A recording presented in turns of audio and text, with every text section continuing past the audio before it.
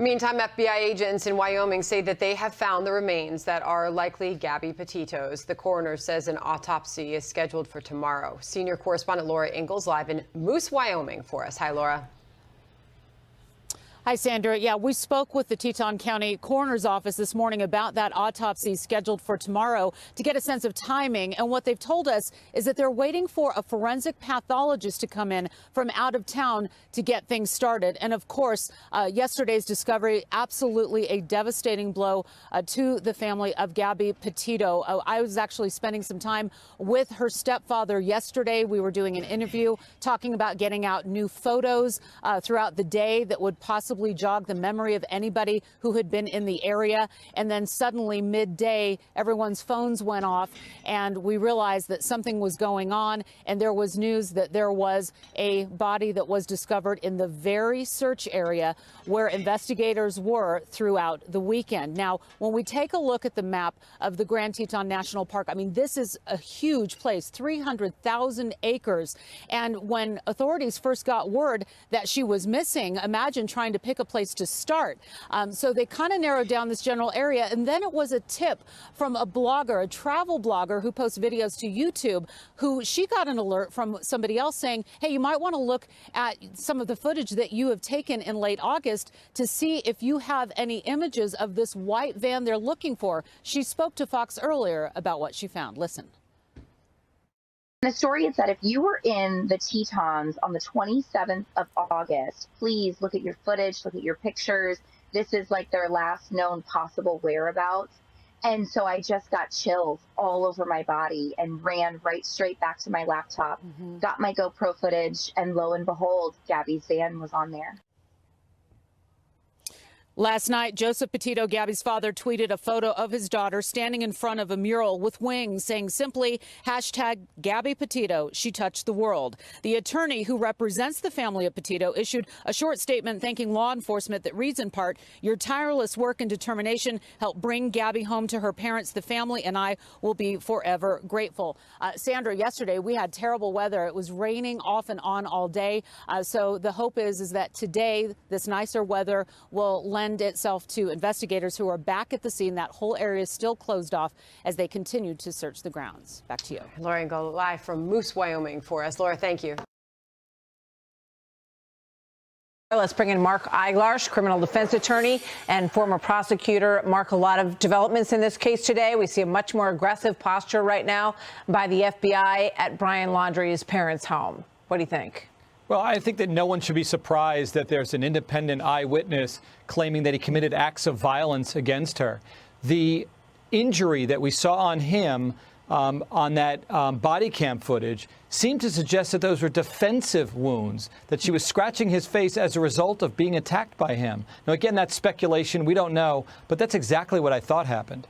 Yeah. You know, with the focus on the parents and the sequence of events there, that they say he went into this Carlton Reserve, went out for a hike. He doesn't ever come back. Then they go looking for him. Then they take it upon themselves to get in that car and bring that car back to the house.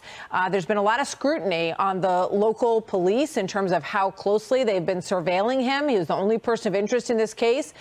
What do you think they did right and did wrong so far? I don't know all the facts yet, and I don't want to necessarily point my fingers at them. I think that they have limited resources. It is frustrating to think that the #1 prime, you can call it a person of interest, but we know it's a suspect. Somehow we don't know where he is. That's frustrating to all of us. So they probably should have kept a better eye on him, or if the FBI is involved, you know, somebody keep an eye on him. It's frustrating that we may never get to see justice. Yeah, could they have issued a search warrant earlier? Based on the evidence that he was with her, she was missing, then he went back to the home. And, you know, the van that they were traveling in was at that home at that time, I guess. We don't see it anymore, but I'm assuming the FBI has it now. Could they have done that sooner?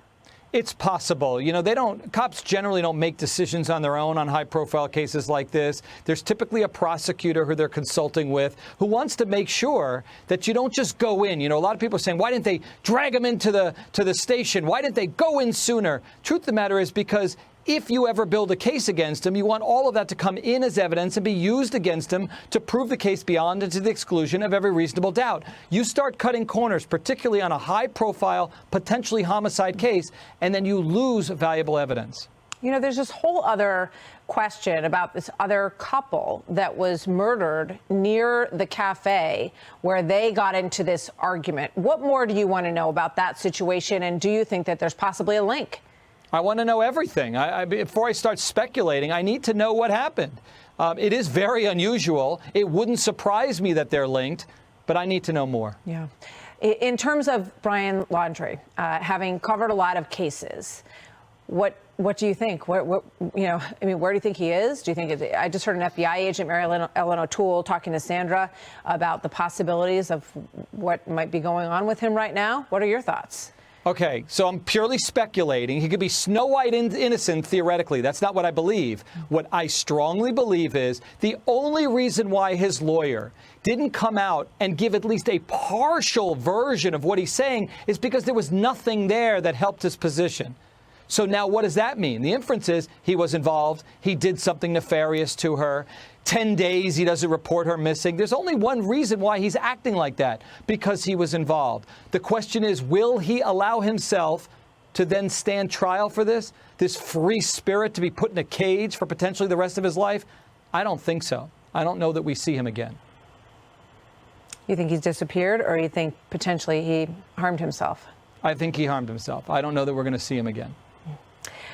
We're watching, this is a live shot. I just want to point out to everyone on the right-hand side of your screen, it's absolutely pouring right now in Northport, Florida. But they are carrying boxes of contents out of the Laundrie house. We saw them tow the car away of his parents. What about what his parents have and have not shared? Are they potentially complicit in cover-up here? Complicit or maybe even co-conspirators. My point is, if they knew what he did and they're assisting him in any way, they should face the wrath. I mean, we all talk about what we wouldn't do for our kids. I get it, but there's a price for that. There is another family and a community out there that wants justice. And if in any way you're knowingly hindering law enforcement, utilizing precious judicial resources that should be used elsewhere, then you should be prosecuted. Yeah. Mark, thank you very much. Lots more to cover in this case, and we appreciate you being with us, as always. My pleasure. Correspondent Jonathan Sari has the latest from Northport, Florida. As authorities searched for Brian Laundrie, at least 20 federal agents conducted a search warrant at his parents' Florida home. Still described as a person of interest, investigators believe Brian holds vital information on the disappearance and presumed death of his girlfriend, Gabby Petito.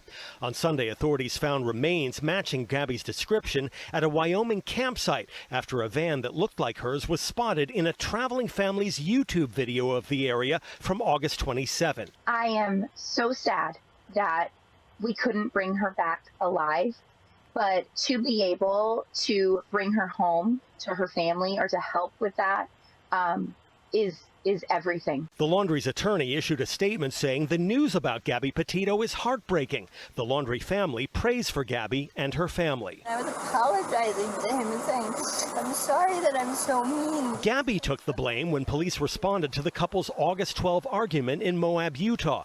But today, Fox News Digital obtained a recording of the 911 call in which the witness describes Brian as the aggressor. They ran up and down the sidewalk. He proceeded to hit her, hopped in the car, and they drove off. Police believe Brian returned to his parents' home in Gabby's van on September 1st. After Gabby's family reported her missing on the 11th, police took the van into custody. But the Laundries refused to speak with them until Friday, when they reported Brian was now missing. He would not speak with us. So knowing that, we weren't dedicating a whole lot of resources to following around someone who is not wanted on a crime. Brian's parents told police they found the Ford Mustang he'd been driving parked at a nearby nature preserve and drove it home. Today, authorities removed the car from the Laundrie's driveway for evidence, but authorities discontinued their search of the preserve after a massive effort over the weekend produced no sign of Brian. And Brett, this evening, 2 law enforcement officers were seen visiting the nearby home of Cassie Laundrie, that's Brian's sister. Tomorrow, the Laundrie family's attorney has scheduled a news conference in New York, and also tomorrow, Wyoming authorities will conduct an autopsy to establish a positive ID as well as the cause of death. Brett? Continue to follow this story. Jonathan, thank you. All right, Dagen, you've been following the story closely the last week or so. Your thoughts on the developments? First, the parents and Brian Laundrie driving to this reserve in Florida on Tuesday, and they found the car a day or 2 later, knew where it was, and then went and got it and drove it back to their home, and then bothered to call the police, reporting him missing on a Friday. That is very suspicious, number one. Number two, that the police in Northport, Florida, I talked to Chris Wecker, formerly the FBI, about this. They should have had eyes and ears on Laundrie from the moment that Gabby Petito was reported missing. They did not, clearly, because he disappeared. That was completely within their rights to do that. Maybe it's a small police department, maybe it's short-staffed. They also could have gotten, again, he got home September 1st, 10 days later, she's reported missing. The van, which, based on reports, is registered to her, they could have gotten the local police department a probable cause warrant, mobile devices, laptops, looking for any evidence. This is a young girl who was last seen with this guy. He's at home, she's disappeared. It was completely, so this would have been September 11th, the very day that she was reported missing. And one more thing, this 911 call saying that he is slapping Gabby Petito. That does not line up with the Moab Police Department report, which I read several times.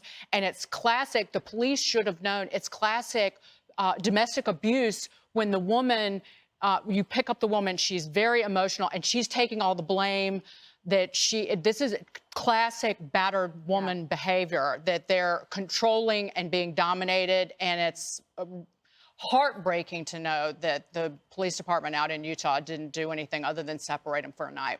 And Jess, the friend of Gabby's, talked to the Daily Mail over the weekend and said a lot of red flags there. He was manipulative. He was controlling. He was very into not letting her go where she wasn't supposed to go, kind of sealing her off from her friends. I don't see how a lot of people didn't see this guy was a nut job.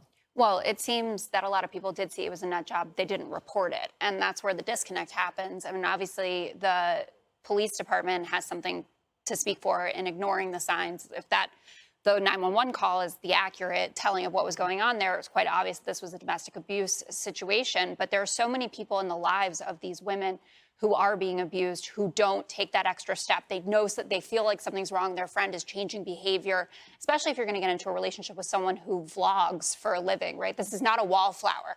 This is someone who is out there, who has this kind of presence. And people should err on the side of saying something if they can. And also, as a testament to why it's so important that people speak up, you know, a YouTuber was the person who first recognized the van. If you see something, say something. Yeah. You could save a life. Yeah, that was the tip that the FBI used to narrow down the vicinity of the search. And these parents of Brian's, they have to know something. And to sit quiet for that whole time while this woman is missing, something doesn't add up. It's extremely suspicious. And this morning on America's Newsroom, when it broke that the FBI was arriving, we had Nancy Grace come on the show, and she really opened my eyes to a possibility that Brian Laundrie was actually never even there. Possible. That he never was, because he wasn't seen. And if you remember last week, his sister, was on Good Morning America, and she had admitted, I haven't seen him. I haven't talked to him. And so then I'm like, well, this seems, now I feel like that's even more suspicious. Also, the incredible online help was important, but it's also, I think, pretty overwhelming for the FBI, because what is credible and what is not, there's a lot to sift through. The final thing is the phones and computers. If they were using encrypted technology in order to talk to each other, and let's say they were iPhones and they've locked their phones, then we get back to the situation of, will Apple allow the FBI to get into the phone? They did it in the San Bernardino case, and this one could possibly be the same. And it is in my opinion, something that the parents might have known as they held this information for 3 days that he was apparently missing. And Greg, the feds took a beating over the weekend, showing up, outnumbering these protesters in Washington, D.C. by like 13-1. Meanwhile, they don't have eyes on a guy which the entire country is looking for. He could be in another country by now. That's a great point. This is a weird situation in that the media happened to help. I mean, this is unusual for me to have to not bash the media, but I'm going to say the media takes an interest in this case, and you can consider the reasons why. When you have a young, attractive person that disappears, primarily female, that always happens. But we end up creating this magnifying glass on a guy who maybe didn't expect that, right? So maybe he didn't cover his tracks that well. Who knows? He didn't expect. But the media, went after an actual real crime as opposed to, chasing a guy in a Viking hat or hanging out in D.C. So I think that there's a lot of probably unsolved violence that goes on in this country that we've actually seen in our own city, and just waiting to be magnified by the media as well. Oh, I hope they get this guy, and I hope he's not dead, because we got to have answers, and I think we deserve it, especially Gabby's family deserves some answers.